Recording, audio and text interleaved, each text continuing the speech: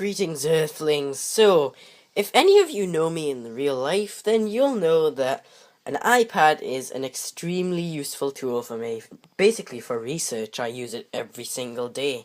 And my current iPad, which is an iPad 3, although it was never called that, it was just called the new iPad, came out in the beginning of 2012, which is when I bought it.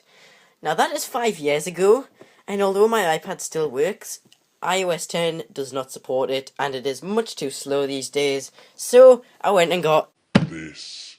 This is the new, somewhat cost-reduced iPad. It doesn't really have a name, it's not the iPad Air 3 or anything, it's just the new iPad.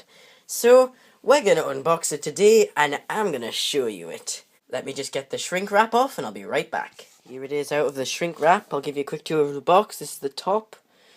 Over on the bottom, I don't even know if there is anything on the bottom, although clearly there is. There's some stickers. We have these sides. Of course, this isn't really what you're interested in, is it?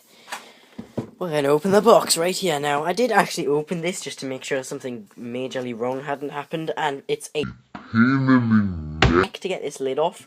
So I'm going to do that off camera as well. Here it is in all of its 9.7-inch screen-protected glory. Let's take it out here. There's a tab on this side. This is hard to do with one hand. But there we go. You can see the front of it here. If you look at the back, I got the gold colour simply because it's quite easy to see. And I didn't want a space grey or anything. Silver was quite dull. In the box here we got some instructions. That's typical Apple. We have a lightning cable. Now this is something I'm looking forward to. My previous iPad still used the old dock connector. In fact, it was the last one to do that. But we have a lightning cable now. And they've moved back to using this kind of charger. I remember once they swapped over to a flat style charger, but they're back on this now. So, I'll get it hooked up and charging, and we'll set it up. As you can see, if you can excuse the fact that I'm using a Perkins Braille as a stand for this iPad here, it's now completely set up.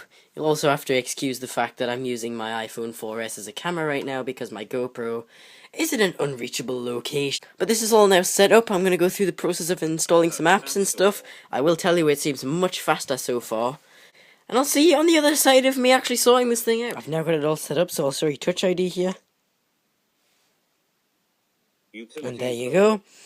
And we're on the home screen now. I haven't installed any third-party apps right now, so this is what it looks like. I've changed my background and stuff. Right now, I've put everything in folders, like I normally do. So we've got utilities, miscellaneous, internet, photography, productivity, communication, books and news, and music. Now this is slightly different to what I used to have, but I think this is actually going to turn out better. All I've got to do now is install apps from the App Store. It's all set up here, and I'm just going to show you around some of the apps we've got. So in utilities, of course we have settings, find my iPhone. I did think about deleting that, but considering if I lose, for example, my other iPad, I kind of want to find it. I left it on here. We've got the clock, port utility, because I do have a time capsule, and I may make a video on it, though it's not very interesting. I've got units, and that's it. Now, units, in case you're wondering, is actually an app from... I can't even remember who the developer is, but it's an app that lets you convert pretty much anything to pretty much anything else, and it's a really good app. I suggest you download it. We then have Miscellaneous, which has two apps in it, Maps and Playgrounds. Now, in case you're unfamiliar with Playgrounds, it's actually Swift Playgrounds. If you open it here, basically, I can go learn to code 1. And it's for teaching kids how to program. I did choose to have this though because I kind of want to learn Swift. Not really for any reason, just because I want to know Swift and this app is kind of cool. So that's that. And that's also the miscellaneous folder. In the smart home folder, we have Alexa. I have an Amazon Alexa. It's really cool, although I am slightly worried about it spying on me. And I do have Wemo light bulbs, one of which is actually right above my head right now. Yes, I have a Wemo light in my bedroom. That's the smart home folder. Google, well, the usual stuff. YouTube, create a studio for YouTube. I do use that. Drive, because school. Classroom, because school. Google Home, because Chromecast. No, I don't have a Google Home, and I don't intend to get one. Alexa's good enough. And then we have file sharing, which has Dropbox, which I use for school and other things. Box, which I have around because I have an account for it, so I might as well have it. OneDrive, because I have a Microsoft account. iCloud Drive, because I've got iCloud. I'll probably never use that, but it's just something I downloaded because I haven't really used it yet. Into the dock, we have the Internet folder, which has Safari, App Store, iTunes Store, eBay, which I normally don't download the app for, but I thought I might this time. We have Bitly, which I use all the time. It's a really good URL shortener. If you go to Blind Computing, which is a website that I've made discussing blind computer users' thoughts on things and things like that, I use that all the time on there. IFTTT is this if this then that thing. I suggest you go look this up if you don't know what it is. It is the coolest thing ever and you should definitely check it out. And Vimeo, which I have because I have a Vimeo account and for no reason else. Into the photography folder. We have camera, photos, you don't know what those are, photo booth, iMovie came with it. This is another thing I've been noticing. Apple is putting all of their pro apps, or at least semi-pro apps, into the iPad right now. I used to have to download iMovie, you don't anymore, it comes with it. Google Photos, which I basically have because I can. And Capture, which is for my GoPro, of course. That's how I edit some of these videos, is on, well, it will be on this iPad. Productivity, now I've kind of laid this out in an interesting way. Pages, Notepads, Keynote, they come with it these days. Calendar, because I use that all the time for school. Then Doc, Sheets, and Slides, which are the Google versions of the ones above them, and I use those for school. Notes, reminders, all those things. Books and news, now in here. News and iBooks, nothing interesting, but I do use both those apps quite a bit. I quite like them, especially the news app. Communication, there's a lot of stuff in here. We have FaceTime, Mail, Contacts, Discord, which in case you're unaware is a thing mainly for gaming, but it does other things as well. It's basically a voice and text chat service. I have Facebook, which, well, that's ubiquitous, everybody knows what that is. Messenger, Twitter, Hangouts for Google Hangouts, which I use quite a bit.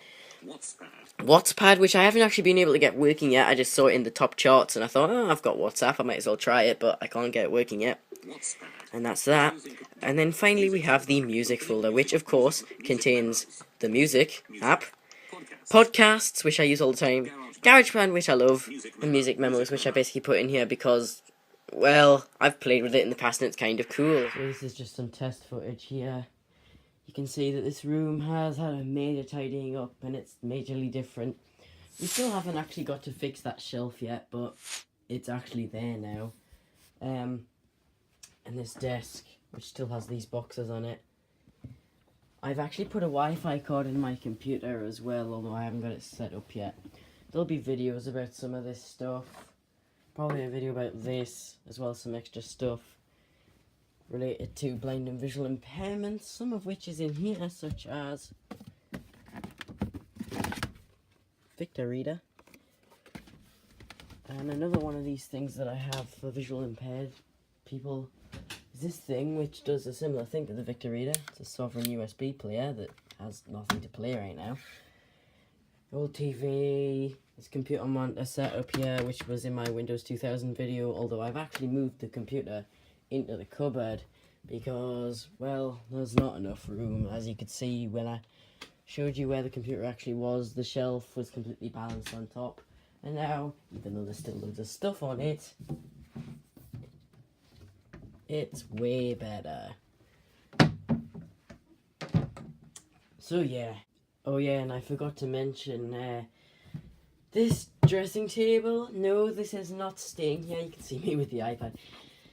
This is not staying here, it's just here temporarily while we move some stuff around in the rest of the house, but no, there really isn't enough space in here to leave this in here, and it's completely blocking this door, and if I move it this way, which makes the door able to open, then this chair gets completely squashed. So, yeah, we're going to be changing that as well. So, let's move on to my thoughts about this thing. And it's October. I'm not even kidding. Needless to say, this video is getting quite disjointed now, but I sort of realised that it was laying around in iMovie on this iPad, because in case you are unaware, I am using this iPad to edit this video. So I loaded it up and decided to watch it, and I'm going to finish it and upload it. So then, what do I think?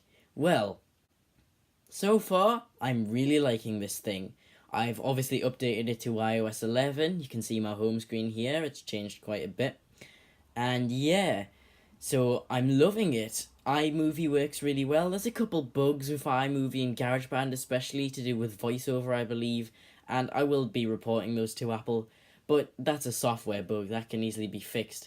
In terms of the hardware, if you've seen my recent room update video, then you will have seen that I got a case for this thing a while back, and that has improved it quite a lot because you can just store it away, it's not going to get damaged, and then you can flip it open and it automatically unlocks itself, well, comes up to the lock screen, and it's in its case right now, and I'm filming with it right now, which means I can just have it standing here.